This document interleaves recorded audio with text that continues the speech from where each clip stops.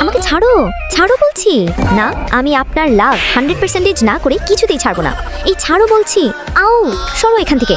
না, আমাকে আমার মিশন কমপ্লিট করতেই হবে।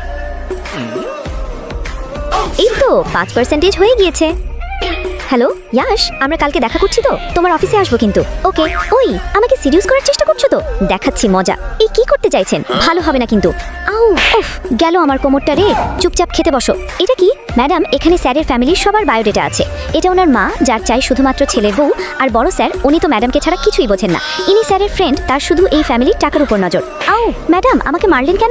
তুমি আমার ফ্যামিলির একটা মানুষকে নিয়ে বাজে কথা বলবে আর আমি চুপ করে থাকবো ভেবেছো? সরি ম্যাডাম, আমার ভুল হয়ে গিয়েছে। এই মেয়েকে দেখলেই বুঝতে পারবেন আসলে আমি ঠিক না বেঠিক। ওকে নিয়ে যাও এখান থেকে। পার্সেন্টেজ কমে যাচ্ছে কেন?